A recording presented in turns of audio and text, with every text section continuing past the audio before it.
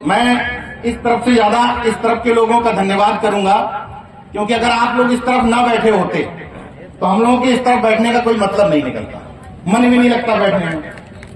तो सबसे ज्यादा बधाई के पात्र आप लोग हैं और अपने लिए सब लोग एक बार जोरदार तालियां बजा लीजिए इस तरफ वालों के लिए।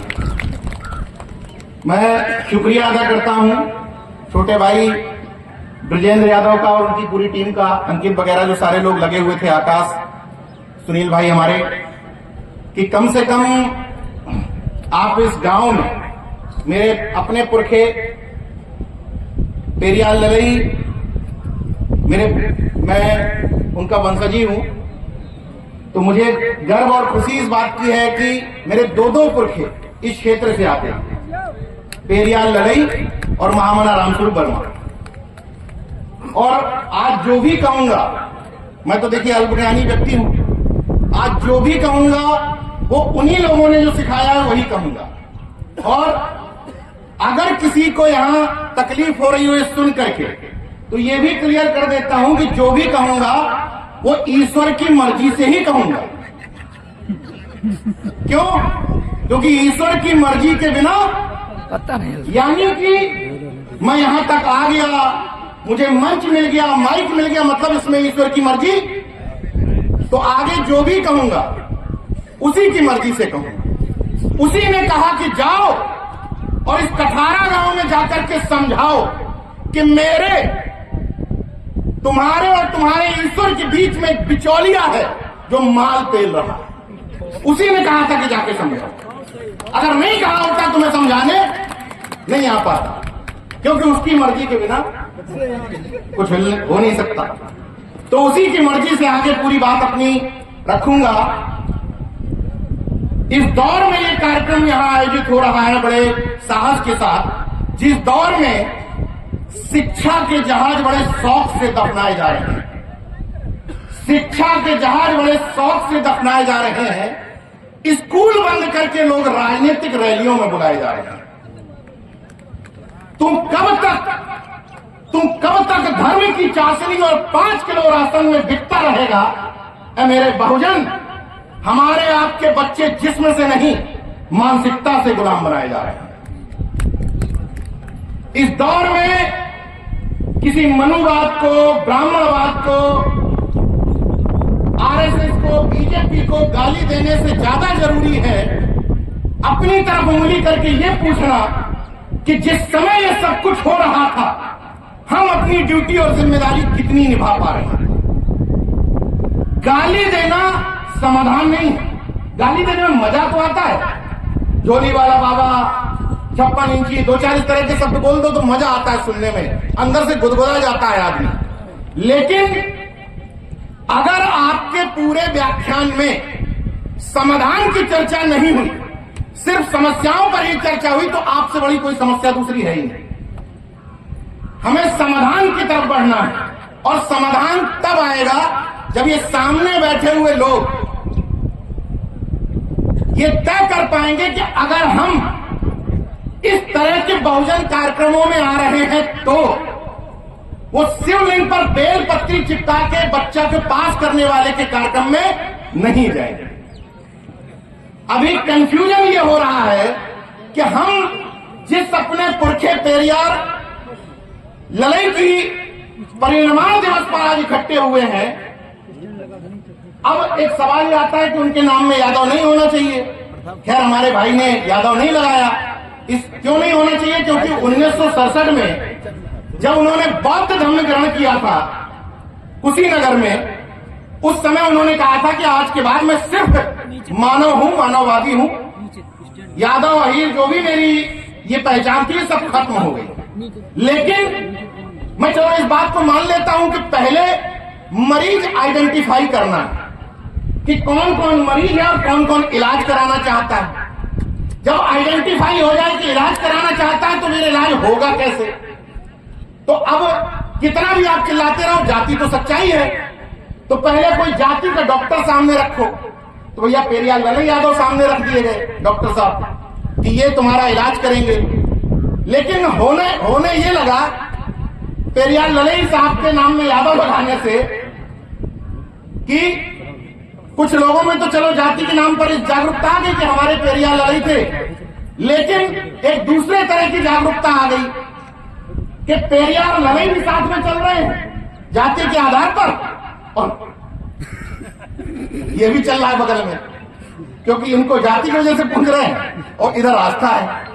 वैसे ही तमाम लोगों ने अपने घरों में बुद्ध रख लिए, फैशन हो गया आजकल।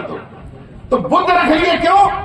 हम बौद्ध थे, बौद्ध हम तो मौर्य वंशी थे, बुद्ध हमारी जाति के थे, तो बुद्ध भी पूज रहे हैं और बगल में शिवलिंग भी पूज रहा है। तो मेरा एक अनुरोध है, मैं किसी की आलोचना करने नहीं आया, धर्म और आस्था निजी विषय है, कोई भी काम मजबूरी में मत करो। अगर पेरियार लड़ाई की जयंती या परिनिर्वाण मनाते समय तुम हाथ में लाल धागा बांधे रहोगे तो इतना कम से कम बख्श दो इस मिशन को।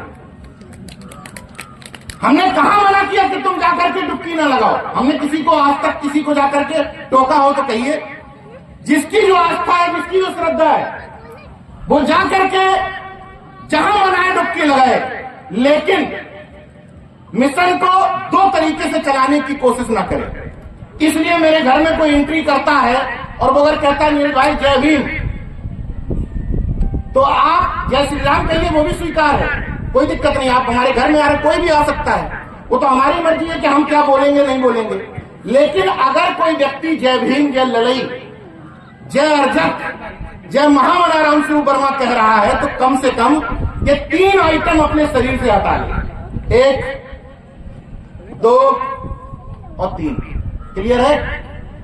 अगर ये बोलना है, हम ये थोड़ी कह रहे हैं बोलो, लेकिन अगर ये बोलना है, क्योंकि पेरियार लड़ाई एक मिशन का नाम है, किसी एक व्यक्ति का हाड़ मांस के पुतले का नाम नहीं है, एक मिशन का नाम है जिसका नाम लेते ही मनुवाद की सांसें सूख जाती है, हलक में जवान सूख जाती है कि यार पेरियार लड़ाई, जिन्होंने ईश्वर की सत्ता को मानने से ही इनकार कर दिया कि ईश्वर जैसी कोई चीज है ही नहीं। और मैं भी बड़े चैलेंज के साथ कहता हूं कि इस गांव में जहां तक मेरी आवाज जा रही है, अगर कोई शख्स कहता है कि वो ईश्वर को मानता है, मैं अभी चुनौती देकर के कह रहा हूं कि वो झूठ बोलता है। मैं चुनौती के साथ कह रहा हूं कि मैं बिना तर्क के कोई बात नहीं करता। क्यों कह रहा हूं? अगर कोई मानता है, मैं नहीं मानता कि सरस्वती ज्ञान की देवी है, ये मेरा निजी विषय है, मैं नहीं मानता, ये मेरा अपना मानना है। लेकिन जो मानता है कि सरस्वती ज्ञान की देवी है, वो झूठ बोलता है कि वो उनको ज्ञान की देवी मानता है। अगर मानता होता तो अपने बच्चे का एडमिशन किसी अच्छे स्कूल को खोज में न करवाता। जो सरस्वती को ज्ञान की देवी मान रहा है, वो किसी भी टुटेरे फुटेरे स्कूल में एडमिशन करवा दे, क्योंकि ज्ञान की देवी ज्ञान दे देगी।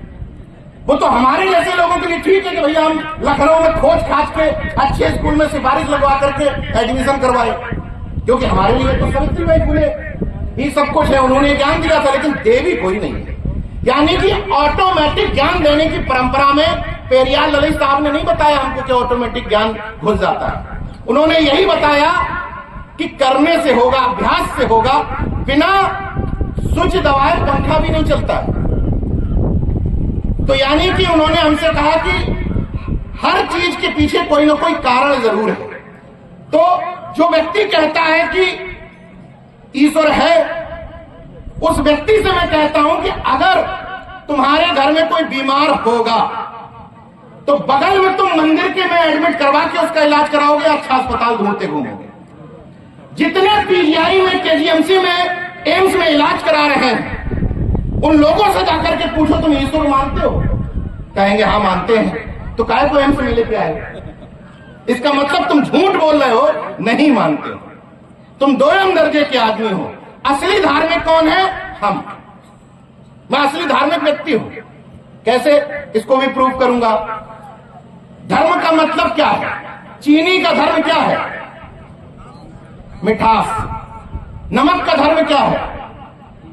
उसका खारापन, कसेलापन। इंसान का धर्म क्या है? इंसानियत। और मानव का धर्म क्या है? तो हमसे बड़ा धार्मिक कोई हो गया क्या? केवल घंटरिया हिलाना ही धर्म नहीं है।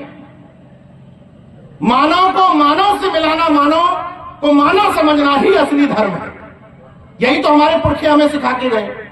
और इसीलिए अंतर समझिएगा, जो बहुत बड़े धार्मिक बनते हैं, मुझे मां गंगा ने बुलाया है, मां सरस्वती ने बुलाया है, यमुना ने बुलाया है, बेतवा ने बुलाया है, जो नदी को मां कहते हैं, मां हम नहीं कहते, हम रिवर कहते हैं, जो नदी को मां कहते हैं, वो जाकर के इन नदियों में अपने पुरखों की राख फेंकते हैं, घर के कूड़ा करकट फेंकते हैं, मूर्तियों का कचरा फेंकते हैं।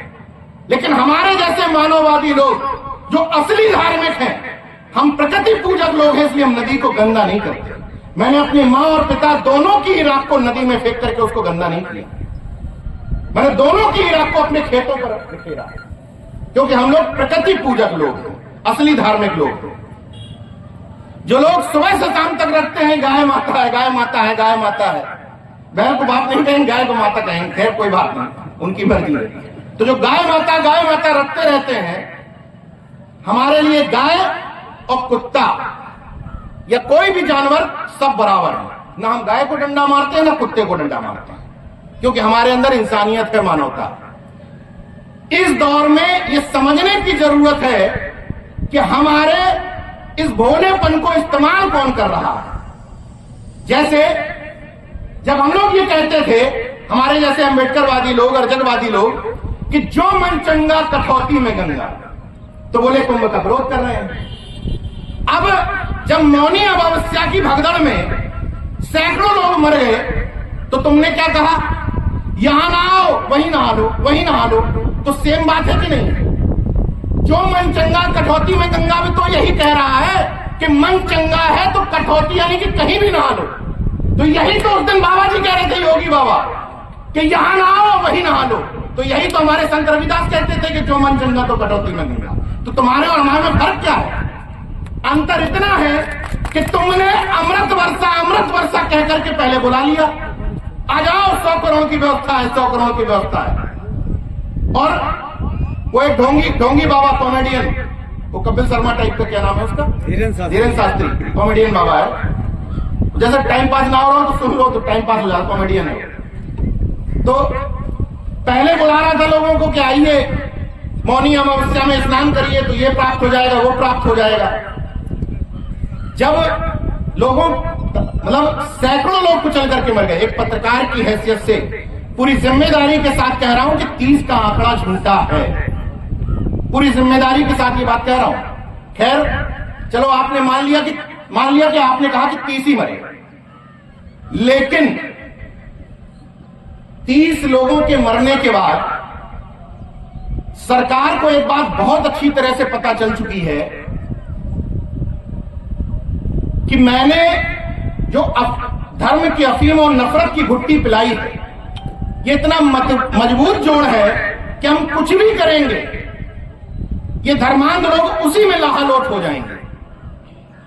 सोचिए, 30 हम आपकी संख्या 30 ही मान रहे हैं, 30 लोगों के मरने के बाद उनके परिजनों के जख्मों पर नमक छिड़कते हुए पुष्प वर्षा की जा रही है और धर्मांध ताली बजा रहे हैं। ऐसा हो क्यों रहा है? पता क्यों हो रहा है? क्योंकि सरकार ने एक बात बहुत अच्छी तरह से समझी। एक राजा था इसी तरह का, तो उसने अपने पूरे प्रदेश में डुगडुगी पिटवाई कि किसी को पूरे राज्य में कोई समस्या हो तो वो लिख करके ये बॉक्स हमने लगा दिया, इसमें डाल दे। राजा साहब ने एक महीने बाद बॉक्स खुलवाया तो देखा एक भी चिट्ठी पत्री उसमें नहीं थी। राजा साहब ने कहा, वाह, बागों में बहार, सब राम राज्य चल रहा है, किसी को कोई दुख तकलीफ कुछ नहीं। तो उन्होंने एक पुल बनवाया था, उसके इस तरफ एक आदमी खड़ा कर दिया। जब कोई निकलता था उस पुल से तो उसको एक जूता मारता था और निकल जाता था। फिर उन्होंने एक बॉक्स रखवाया, फिर देखा तो कोई, उसके बाद कोई वो नहीं। तो राजा साहब ने पुल के दोनों तरफ एक एक आदमी खड़ा कर दिया, एक इस तरफ एक उस तरफ। तो जब कोई इधर से निकल के जाता था तो इस तरफ जूता मारता था, उधर उतरता था तो फिर जूता मारता था। फिर बॉक्स रखवाया राजा साहब ने। उसके बाद बॉक्स में जबरदस्त कंप्लेंट थी, जबरदस्त, तो राजा साहब ने सोचा कि अब यानी कि इन गुलामों की मानसिक बुद्धि खुल गई, अब शायद इन गुलामों को ये समझ में आ गया है कि हाँ हम तकलीफ में हैं। तो जब राजा साहब ने वो बॉक्स खुलवाया तो उन धर्मांध मतांध धर्म की अफीम खाए हुए लोगों ने कंप्लेंट लिखी थी, हे धरती के प्रभु, ये जूते मारने वालों की संख्या है 2, इसको बढ़ा दिया जाए क्योंकि ऑफिस जाने में देरी हो जाती है। तो इस मौजूदा राजा ने भी समझ लिया है कि इतनी बढ़िया धर्म की अफीम पिला दी गई है, इतना नफरत की घुट्टी इतनी बढ़िया दे दी गई है कि कुछ भी करो इसके सामने उसको तकलीफ नहीं होने वाली है। इसलिए यहां बैठे हुए लोगों की और खासतौर से इस तरफ बैठे हुए लोगों की ज्यादा जिम्मेदारी बनती है, क्योंकि अगर इस तरफ बैठे हुए तमाम लोग मेरे जैसे भाषणवीर अगर सुधर जाएं, जो भाषण मंच पे दे रहे हैं उसी को अपने जीवन में अमल में ले आए, तो इस समाज को उसको फॉलो अपने आप कर लेगा। लेकिन हो यह रहा है, मंचों पर हम भाषण ठोकते हैं कुछ, आचरण करते हैं कुछ, तो समाज कहता है जब तुम ही 2 दर्जे के हो, तुम ही दोगले हो, तुम तुम्हें क्या खाक फॉलो करेंगे। इसलिए मैं जब भी किसी मंच पर जाता हूं एक बात कहता हूं पूरी जिम्मेदारी के साथ कि लोग भाषण से ज्यादा आचरण फॉलो करते हैं। जब लोग लगातार आपको देखते रहते हैं कि यार ये उसी विचारों का है, मेरे माता पिता के निधन पर या अपनी शादी में मैं अगर एंटीना वालों को बुला करके कर्मकांड करवाता तो मेरे भाषण का क्या इंपैक्ट आता। आज इसलिए कितने लोग मुझे पहले से जानते हैं, सिर्फ विचार के दम पर ना, और कोई हैसियत तो है नहीं मेरे पास। तो ये विचार वही ताकत है जिसके दम पर हम आपको एक बहुजन परिवार बनाना है, और बहुजन परिवार बनाने का सॉल्यूशन भी बता देता हूं। बहुत छोटे छोटे सॉल्यूशन हैं। अमूमन हम लोग शादियों में 1000, 2000, 2500 लोग अपनी क्षमता से बुलाते हैं। उसमें आप कहते हैं कि हमने 16-17 जातियों के लोग बुलाए या 20 जातियों के लोग बुलाए, तो वो तो आप किसी भी जिसको आप अपना विरोधी मानते हैं उसके यहां शादी में चले जाइए, उसके यहां भी 20 जातियों के लोग होंगे, सब बुलाते हैं। तो आप बहुजन कैसे? मैं तब आपको बहुजन योद्धा मानूंगा जब आप कहेंगे कि नीरज भाई लिमिटेड लोगों का प्रोग्राम था, फैमिली गेट टुगेदर। उस फैमिली गेट टुगेदर के 50 लोगों में अगर 10 जाति के लोग बुला रहे हो तब तो तुम बहुजन हो, और वरना तुम्हारे लिए जाति महासभाएं ही ठीक है। तुम इन कार्यक्रमों के, इन मंचों के हकदार नहीं। अगर इस तरह के बहुजन कॉन्सेप्ट के कार्यक्रमों में आ रहे हो तो, मैं शादी विवाह की बात नहीं कर रहा, वो आपके निजी फंक्शन है, लेकिन इस तरह के बहुजन कॉन्सेप्ट के कार्यक्रमों में आ रहे हो और आपकी गाड़ी में 5 सीटों में 5 आपकी जाति के लोग बैठे हुए हैं, तो आप माफ करिएगा बहुजन नहीं है। और ये बात क्यों कह पा रहा हूं, उड़ई से टीम बदलाव के जो हमारे साथी आए हैं उन लोगों के नाम बता देता हूं आपको। पहले तो टीम बदलाव लखनऊ से मेरा एक भाई आया है, यहीं कहीं शायद बैठा होगा, चेतन जायसवाल। चेतन है यहां कहीं? अमूमन लोगों के, मैं हर बात क्यों कह रहा हूं, हर बात के पीछे एक वजह है। चेतन जायसवाल चूंकि सरकारी नौकरी में है तो उनका विभाग पद नहीं बताऊंगा, ये लखनऊ से बाइक से चला करके आए, बाइक चला कर चेतन जायसवाल। और हमारे आपके मन में धारणा क्या है, जायसवाल को काम करने से फायदा क्या है, वो तो अपने आप को ओबीसी मानता ही नहीं है, यही तो सोच है हमारी आपकी। मैक्सिमम लोग तो यही सोचते हैं ना, इसीलिए चंद्रिका प्रसाद जिज्ञासु की जयंती मनाना बंद कर दिए, क्योंकि जिसकी जितनी संख्या भारी उसकी उतनी हिस्सेदारी।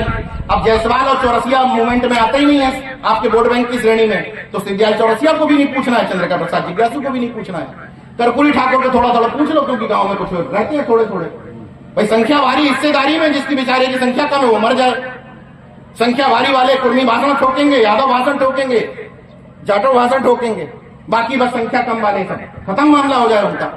खैर कोई बात नहीं। एक नाम लखनऊ से बताया, दूसरे हमारे उड़ई से आए हैं अजय श्रीवास भाई, आर्य कन्या इंटर कॉलेज है उसमें लिपिक हैं, हमारे टीम बदलाव के सारे कार्यक्रमों में शामिल रहते हैं। तीसरे हमारे टीम बदलाव से आए हैं रविंद्र चौधरी भाई, पत्रकार है उरई में। पांचवें हमारे आए हैं शैलेंद्र यादगिर भाई, उरई से, ये भी पत्रकार हैं। छठवें हमारे आए हैं पुनीत यादव जी, ये अपना स्कूल चलाते हैं वहां पर। सातवें हमारे आए हैं रविंद्र गौतम भाई, ये भी पत्रकार हैं। आठवें हमारा आए हैं प्रदीप महतवानी जी, ये भी पत्रकार हैं। इसके बाद राहुल गौतम जी, वो भी पत्रकार हैं। ये नाम क्यों बताए? एक भाई हमारे सामने बैठे हुए हैं मिजोना वाले, हमारे मनोज गौतम जी, ये नाम क्यों बताया आपको? नाम से कुछ समझ में आया? इस डाइवर्सिटी को लाने की जरूरत है। और जिन लोगों को आपने ये कहकर के छोड़ दिया, इनके वोट कितने हैं? वही तो बीजेपी के वोटर हैं, जिनको आपने संख्यावारी और हिस्सेदारी के चक्कर में छोड़ के बैठे हो। आप अभी एमपी सिंह सर हमारे नारा लगा रहे थे ना, जिसकी जितनी संख्यावारी, हमारे जिन भी लोगों ने इन नारों को उस समय लगाया, जिसकी जितनी संख्यावारी उसकी इतनी हिस्सेदारी, हमारे पूर्व नेताओं ने लगाया। उनका एक मकसद था, यानी कि जिसकी संख्या है उसके हिसाब से उसको हिस्सेदारी, उनका पॉजिटिव संदर्भ में उन्होंने ये नारे लगाए थे। लेकिन हमने उन नारों को क्या कर लिया? देख लो, पटेल समाज का महापुरुष लगा होना चाहिए ऊपर, वोट चाहिए। धोबी ज्यादा है तो संत गाड़ी के लगा दो, जिस क्षेत्र में ज्यादा है। जिस क्षेत्र में पासी नहीं है तो उदा देवी पासी गायब कर दो, बाकी उदा देवी पासी लगा दो। राजनीतिज्ञों की मजबूरी होती है ये करना। बहुजन समाज के संगठनों को किसने मना किया था कि तुम कर्पूरी ठाकुर की जयंती उसी तरीके से ना मनाओ जिस तरीके से बाबा साहब की जयंती मनाओ? और जिस दिन मैं दावा कर रहा हूं, जिस दिन ये होने लग गया कि अगर यादव समाज का व्यक्ति इस बात को लेकर के परेशान होने लगा कि शिवदयाल चौरसिया की जयंती क्यों नहीं बन रही, जिस दिन कुर्मी इस बात के लिए परेशान होने लगा कि संतराम जी प्रजापति की जयंती क्यों नहीं बन रही, बदलाव झक मार करके आ जाएगा। लेकिन कुर्मी परेशान है रामचंद्र वर्मा लगवाने। यादव अगर जागरूक नहीं है तो जय श्री कृष्ण, और जागरूक हो गया तो पेरियार ललैया। सुई वहीं अटकी है। जब आप पहले फेज में जागरूक हुए हैं तो समझ में आता है कि 2 साल 3 साल 4 साल 5 साल आपकी सुई अटकी रहे। भैया 6वें साल तो बहुजन बन जाओ। ये वक्त की जरूरत है कि खुद को पीछे करो और अपने भाइयों को आगे करो। ये वक्त की जरूरत है। मैं गलत तो नहीं कह रहा हूं। किसी भी क्षेत्र में जाकर के देख लो, जिन लोगों को हमने ये कहकर के इग्नोर कर दिया कि इनकी संख्या कम है, उन्हीं लोगों ने, बीजेपी वालों ने कहा कि इन लोगों ने तुमको मंच और भाव नहीं दिया, आओ हमारे साथ आओ। जरा सा सम्मान दे दिया दूसरे लोगों ने गांव के, उन्होंने कहा नहीं यार ठीक है, कम से कम सम्मान तो दे रहे, हमें तो लाठी खानी, चाहे इनकी खाएं चाहे इनकी खाएं, इन्हीं की खा लो, सम्मान तो दे रहे। तो बदलते वक्त के साथ कड़वी भले ही लगे, लेकिन इन बातों को समझने की जरूरत है और अपने जीवन में अमल में भी लाने की जरूरत है। पेरियार ललई साहब के नाम में कुछ लोग पुण्यतिथि लगा देते हैं, जबकि मैं पूछता हूं कि अगर पेरियार ललई साहब की पुण्यतिथि ये है तो पाप तिथि क्या है? पाप तिथि भी कोई होती है क्या? भाई साहब आपका शुभ नाम, तो अशुभ नाम भी कुछ होता है क्या? होता है क्या अशुभ नाम किसी का? नहीं होता ना। तो हम लोगों को खास तौर पर पेरियार ललई जैसे पुरखों को याद करते समय अपनी शब्दावली पर भी गौर करने की जरूरत है। हम पुण्यतिथि नहीं मना रहे हैं, स्मृति दिवस या परिनिर्वाण दिवस मना रहे हैं, क्योंकि हमारे पुरखे जिन विचारधारा के थे हमें उस बात का ख्याल रखना पड़ेगा।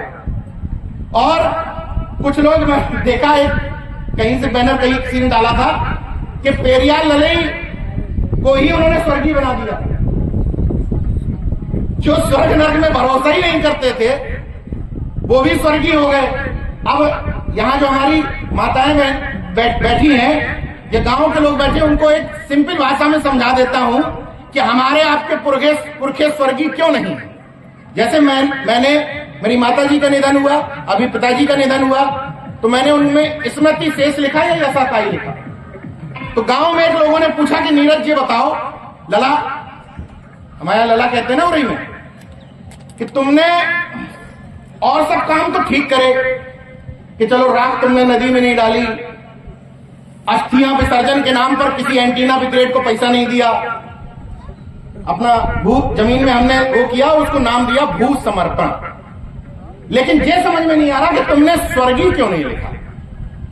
तो अगर हम किसी अर्जक संघ के कार्यक्रम में होते तो हम कह देते भाई जिंदा जा नहीं सकता और मरा हुआ बता नहीं सकता, तो स्वर्ग नरक खोजा किसने।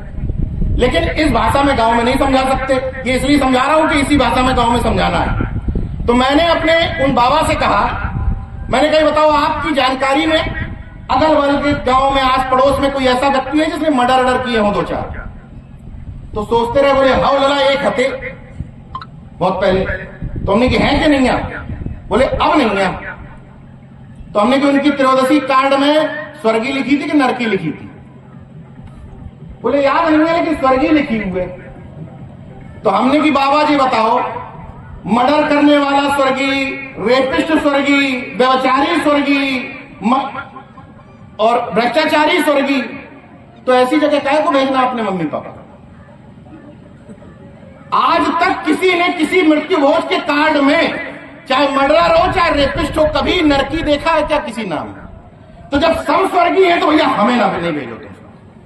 हम स्मृति शेष लोगों के दिलों में ही जीवित पर्याप्त हैं। इसलिए आज के बाद निवेदन है, अपने किसी पुरखे के नाम में, किसी महापुरुष के नाम में स्वर्गीय लगाने की जरूरत नहीं है, क्योंकि वो दिलों में हमारे जीवित है।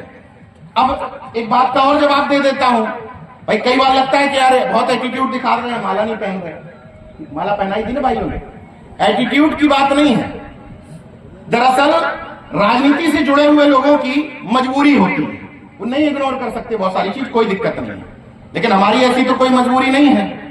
तो मेरी अपनी ये सोच है, व्यक्तिगत सोच है, ये सबके ऊपर लागू नहीं होती कि अमूमन माला, जैसे घर में आपके तमाम तस्वीरें होंगी, आप लोग अपनी तस्वीरें लगाते हैं तो क्या माला चढ़ाते हैं क्या? किसकी तस्वीर पे चढ़ाते हैं?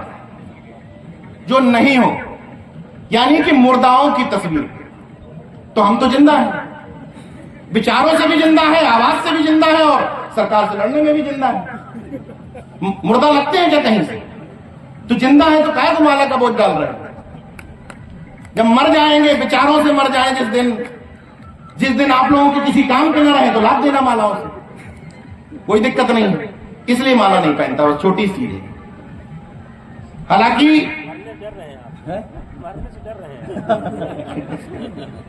हाँ सही बात है भाई, इतना बोझ मत, बहुत अच्छी बात आपने कही, इसी से बात एक दिमाग में आ गई। इतना बोझ मत लाद दो नारों का, सम्मान का, कि कोई दूसरा मुझे खरीद ले। इसलिए मैं हमेशा कहता हूं कि व्यक्तिवाद से बचना है। नीरज भैया जिंदाबाद हो ही नहीं सकते। मेरी दुकान तो पेरिया ललई के नाम पे चल रही है, मेरी दुकान तो महामना रामस्वरूप वर्मा के नाम पे चल रही है, बाबा साहब के नाम पे चल रही है।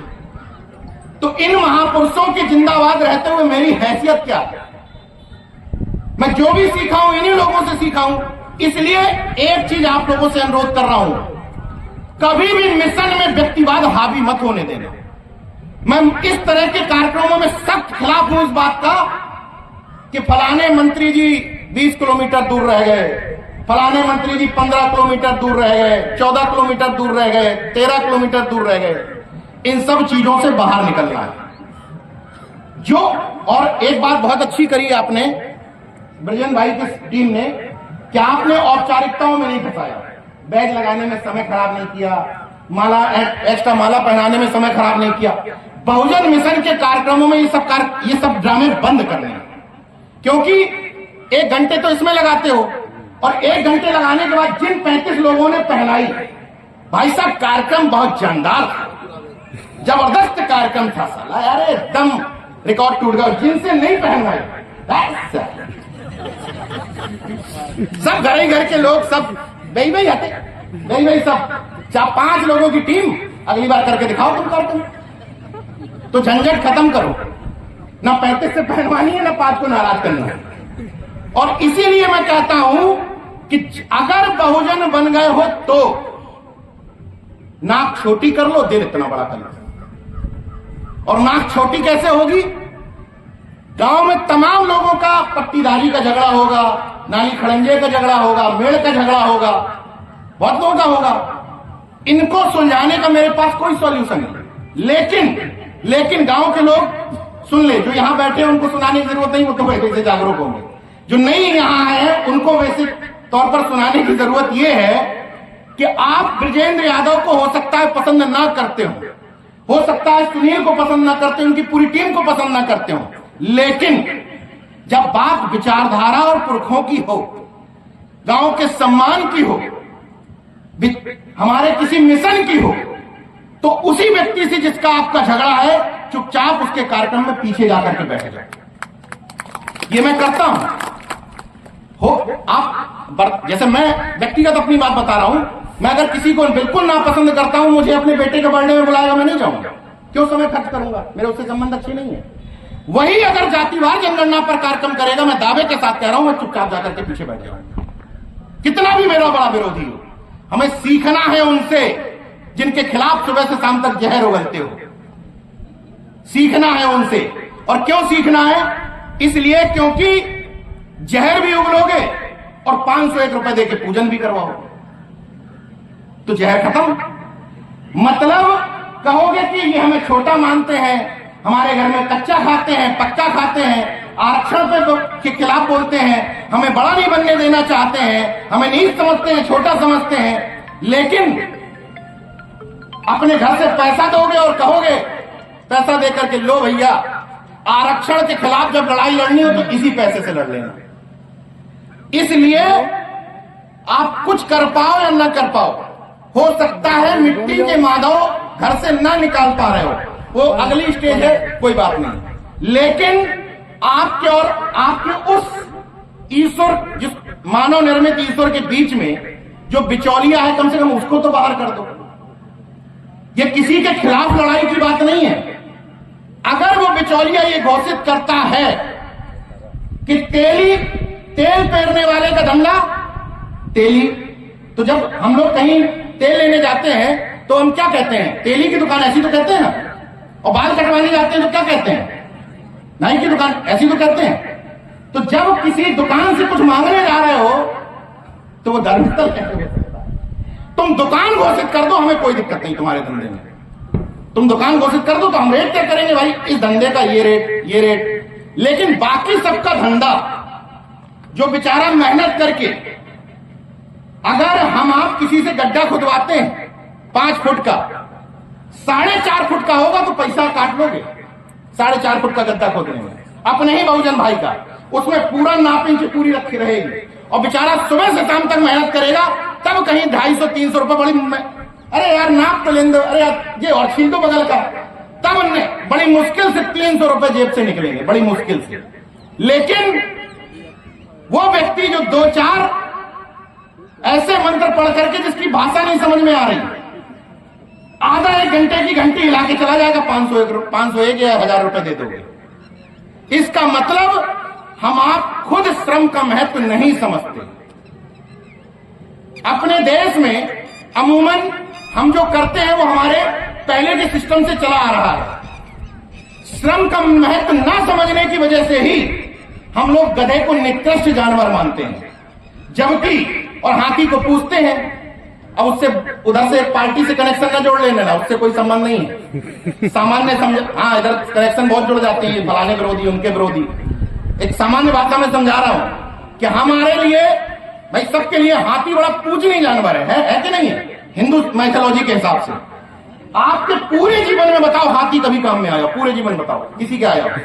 लेकिन घर बनवाने में पहला जानवर काम में कौन आएगा? गधा। वही तो आपका भाड़ होता है। वही तो आपका भाड़ होता है कि नहीं? गधा होता है। यानी कि आपके रोजमर्रा की जिंदगी में कभी ना कभी गधा काम में जरूर आ गया होगा। लेकिन गधे को कैसे बना दिया है? गधा है। गधा मतलब मूर्खता का पर्यायवाची कर दिया। लेकिन वो गधा शारीरिक रूप से इतना मजबूत होता है कि बड़े से बड़े पहाड़ों पर गधा चढ़ा के ले जाता है, हाथी नहीं ले जाता। यानी कि वो श्रमशील इंसान, यानी कि वो कमेरा समाज, यानी कि वो अर्जक समाज, वो बहुजन समाज वो गधा रूपी समाज जो श्रमशील है, मेहनतकश है, जो हरामखोरी से नहीं खाता है, उसकी बजाय उस थुलथुल शरीर वाले को हमारे ऊपर प्रस्थापित कर दिया, उसको महत्वता बढ़ा दिया, लाद दिया हमारे ऊपर। जबकि हम लोग मेहनत मजदूरी से कमाने वाले लोगों में से यहां बैठा हुआ कोई शख्स बता दे कि बिना उसने दिमाग चलाए हुए, बिना मेहनत किए हुए, बिना ईट गारा धोए हुए, बिना तेल पेरे हुए, बिना सब्जी उगाए हुए कोई किसी घर में पैसा आ रहा है क्या? किसी घर में एक भी शख्स ऐसा है जिसके घर में बिना मेहनत का पैसा आ रहा है क्या किसी घर में? यानी कि हम सब अर्जक लोग हैं। अर्जक मतलब कमा करके खाने वाले लोग। तो अगर इतनी बात समझ में आ रही है तो सिर्फ इतनी सी बात समझ लो कि कहीं भी जाना है, स्नान करने, ध्यान करने, जो कुछ करने, तो किसी खास दिन का, खास मौके का इंतजार मत करो। और अपने बच्चों को, महिलाओं को इस तरीके से भीड़ में मत ढकेलो किसी खास स्नान के नाम पर। अरे नहाना है यार, नदी आपकी है, जब मर्जी आए चले जाओ। नदी में नहाना तो हमें बहुत पसंद है, लेकिन खास दिन का इंतजाम मत करो, वरना वो पाखंडी यही कहेंगे कि मोक्ष मिल गया। खुद बत्ती लगा करके, एसी में आकर के बढ़िया रंगबाजी से निकल गए, लेकिन कुचले हुए लोगों को कह रहे हैं कि मोक्ष मिल गया। तो इस मौके पर मैं यही अनुरोध आप लोगों से कहूंगा कि बड़ी गहरी है गुलामी की जड़ें, बड़ी गहरी है ये गुलामी की जड़ें, समझिएगा। जिसमें ये दिमाग जकड़े हैं, जिनके गले पकड़ना था उन्हीं के पांव पकड़े। जिस दिन ये बात समझ में आ जाएगी कि गला किसका पकड़ना और पांव किसका पकड़ना है, उस दिन बहुजन बहुजन बन जाएगा।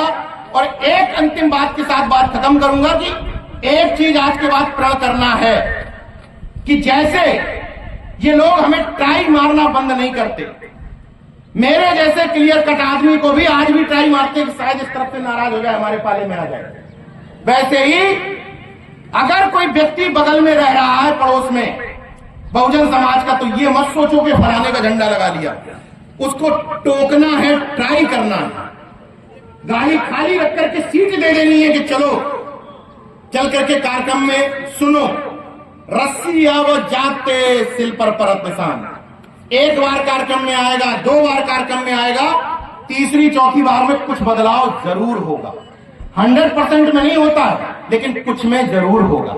ट्राई मारोगे तो जायसवाल भी मिलेगा, प्रजापति भी मिलेगा, नाई भी मिलेगा, धोबी भी मिलेगा, वाल्मीकि भी मिलेगा, खटीक भी मिलेगा, सब मिलेंगे। ट्राई नहीं मारोगे तो केवल बहाने बनाते हुए रह जाओगे। और यही बात महिलाओं पर भी लागू होती है। नीरज भाई, हम तो क्रांतिकारी हैं, घर में पत्नी नहीं मान रही, बच्चे नहीं मान रहे। अरे खाक मानेंगे? तुम तो कार्यक्रम में आए हो, भाषण सुन के चले जाओगे, घर में बताओगे भी नहीं कि वहां हुआ क्या। जब पत्नी को, बच्चे को कार्यक्रम में लाओगे, कबीर है यहाँ, अभी कबीर शिवाजी हमारा बेटा, पत्नी यही है, कि कैसे बदले? हम कोई जन्म से अम्बेडकरवादी थोड़ी है। कबीर शिवाजी को कैसे पता है कि ईश्वर नाम की कोई चीज नहीं है, भूत और ईश्वर नहीं होता है? ऐसे ही कार्यक्रमों में सुन सुन के, घर में थोड़ी भाषण देता हूं उसको मंच पे खड़े होकर, ऐसे ही कार्यक्रमों में सुन सुन करके उसको ये समझ में आ गया है कि हमारे घर में भूत और भगवान दोनों का प्रवेश वर्जित है। इसलिए महिलाओं को ज्यादा से ज्यादा कार्यक्रमों में लाओ। यहां नहीं आएंगी तो वहां के पंडाल में बैठेंगी। क्लियर है? वो तो पंडाल में बैठना है, टाइम पास करना है, तो चाहे इधर के प्रवचन सुनवा लो, चाहे वहां के सुनवा लो। तो वही होगा कि साल भर बच्चे को स्कूल मत भेजो, परीक्षा के समय शिवलिंग पे बेलपत्री चिपका दो, बच्चा पास हो जाए। तो चाहे ये सुनवा लो, और चाहे ये सुनवा लो कि बिना स्कूल जाए हुए, और चाहे ये सुनवा लो कि शिक्षा वो शेरनी का दूध है, जो पिएगा वो दहाड़े। अब आपके हाथ में है, तय आपको करना है कि आपको वो सुनवाना है या ये सुनवाना है। और आज के बाद, इस कार्यक्रम से लौटने के बाद, अगर आपके घर में 1 या 2 महापुरुषों की तस्वीर आपके ड्राइंग रूम में है, तो मिनिमम 5 और मैक्सिमम आपकी संख्या जो आपको करना चाहें कर लीजिए। क्यों कर लीजिए? एक नया कॉन्सेप्ट है, बहुजन कॉन्सेप्ट। हम भाई जागरूक हो गए, अम्बेडकरवादी हो गए, तो घर में एक बाबा साहब की तस्वीर, एक हमारी जाति के महापुरुष की तस्वीर, हम अम्बेडकरवादी हो गए। इस कॉन्सेप्ट से होता क्या है नीरज भाई, टाइटल नहीं लगाना चाहिए अब हम लोगों को। अब मंच पे जो तस्वीर दी जा रही है उससे पहले ही क्लियर हो जा रहा कौन से समाज के हैं। घर में घुसते ही ड्राइंग रूम में जो पहली तस्वीर लगी है उससे क्लियर हो जा रहा है कौन से समाज से है। जिस महापुरुष की जयंती पर उछलते घूम रहे हो उससे क्लियर हो जाता है कि कौन से समाज के हैं। तो क्या फायदा तुम्हारे बाद में लगाओ ना लगाओ, क्या फर्क पड़ रहा उससे। मेरा कहने का मतलब सिर्फ ये है कि घर में जब कोई एंट्री करे आपके, तो हमारे महापुरुषों की तस्वीर देख करके कंफ्यूज हो जाए कि मानता किसको। वो बहुजन परिवार हम लोगों को डेवलप करना है। आप लोगों ने इतने धैर्य से सुना। एक नारा जो अर्जक संघ ने दिया था, सबको दो बातें हैं मोटी मोटी, हमें चाहिए इज्जत रोटी। लेकिन अब बदलते समय के साथ इस नारे को एक थोड़ा सा चेंज करने की जरूरत है। रोटी तो मिल रही है लेकिन इज्जत की रोटी नहीं मिल रही। इसलिए दो बातें हैं मोटी मोटी, हमें चाहिए इज्जत की रोटी। मान सम्मान गिरवी रख करके केवल जाति के मुखौटों के नाम पर हम बिकेंगे नहीं। क्योंकि अगर हम यहां किसी से पूछे, कोई भी गांव का व्यक्ति ऐसा है जो चाहता हो कि उसका नेता बिकाऊ हो, चाहता है क्या कोई? जब पूछो कि कोई चाहता है कि नेता आपका बिकने वाला हो, तो लोग कहेंगे नहीं। तो जिसको ना बिकने वाला नेता चाहिए वो जनता भी ना बिकने वाली होनी चाहिए। जनता बिकने को तैयार बैठी होगी तो उसको नेता बिकाऊ ही मिलेगा, टिकाऊ नहीं मिलेगा। इसलिए खुद को ठीक करो। अपने नेताओं पर रिबन काटने के लिए रामलीला के उस ग्राउंड पे मत बुलाओ, तब वो समझ पाएगा। अभी क्या कहते हैं कि भैया चुनाव लड़ना जिला पंचायत सदस्य, तो फीता काटने तो जाना पड़ेगा, नवदुर्गा का वोट नहीं मिलेगा। तो जब इस तरह के लोगों की संख्या बढ़ जाएगी, कॉन्सेप्ट चेंज होंगे, तो लोगों में भी बदलाव दिखेगा। वरना एक तरफ जय भीम चलता रहेगा, उधर डुबकियां भी लगती रहेंगी और चरणों में बैठे हुए भी दिखाई देंगे। तो इस कंफ्यूजन को दूर करने के लिए हम सब की जिम्मेदारी है कि हम अपने आप में क्लियर कट हो। क्योंकि रोजी रोटी दे न सके जो, वो सरकार निकम्मी है। और जो सरकार निकम्मी है वो सरकार नमो बुद्धाय, जय भीम, जय अर्जक, इनकलाब जिंदाबाद, उल गुलाम जिंदाबाद। धन्यवाद, बहुत बहुत धन्यवाद। एक अंतिम बात, अरे नहीं अब सुनिए, और लोग हैं कभी, अरे घर के लोग हैं कभी भी आ जाएंगे। अभी इन लोगों के जाने के बाद हम रुकेंगे, आप लोगों से बात करेंगे, ठीक है। रामकरण भाई के लिए एक बात जरूर कह देता हूं, राजनीति में बात बाद में आए, लेकिन भाई हमारे पहले से हैं। ये संघर्ष कर रहे थे टीसीएस की परीक्षा पर, उस दौरान संपर्क में आए। ये बात मैं इसलिए कह रहा हूं, मैं तारीफ करने के लिए नहीं जाना चाहता, मैं आलोचना करी मास्टर माइंड हूं, आलोचना के लिए जानना चाहता हूं। लेकिन लोहिया सभागार में एक दिन, जैसे आज आप लोगों के सामने बात कर रहा हूं, तो अखिलेश जी को इसी तरीके से ज्ञान दे रहा था। उस ज्ञान में तमाम आलोचनाओं के बाद केवल एक तारीफ की थी मैंने कि आपने एक व्यक्ति ही मिशन का ठीक चुना है जो इस पद के योग्य है, वो है रामकरण। इसमें कोई दो राय नहीं है। इस तरह के लोगों को लाना पड़ेगा, विभिन्न समाजों से अच्छे व्यक्ति। क्योंकि अगर देखो, इन दोनों में फर्क है, इन दोनों बातों में फर्क है।